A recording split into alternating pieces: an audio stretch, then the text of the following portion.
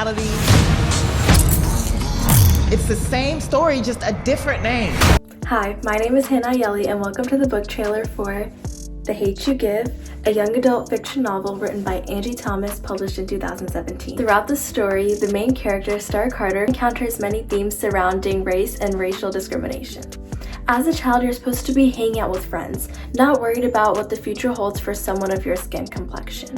Although, at the age of 12, Star and her siblings, Seven and Sakani Carter, were sat down by their parents, Maverick and Lisa Carter, and told how to act around the police given any circumstance. As a 16-year-old black woman living in Garden Heights, an underserved and gang-populated community, this conversation replays in Star's head constantly.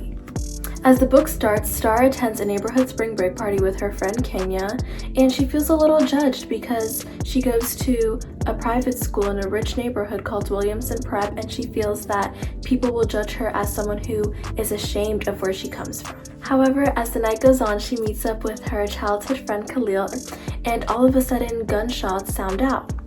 Trying to leave the scene immediately without getting hurt, Khalil offers Star a ride home and gets pulled over by the police in doing so.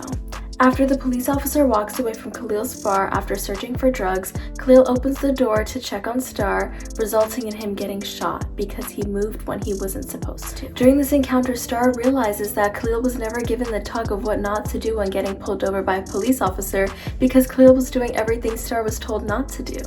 Later on in the book, Star addresses this police officer as 115 because of his badge number. When Star returns home from the crime scene, she reminisces about her friend Natasha, who was also caught in a gang fight while they were playing outside. Star was able to hide in a bush while Natasha was hit with a bullet and died. I would also like to mention that now, after witnessing not only one but two killings, Star is encouraged now more than ever to speak out and get justice for Khalil and Natasha. However, Star cannot get herself to speak about and come to terms with Khalil's shooting. Star is not only going through challenges regarding the shooting, but her life at school is also not going as she desires. She is currently going through up and down relationships with her closest friends Maya and Haley and boyfriend Chris, all of whom are white.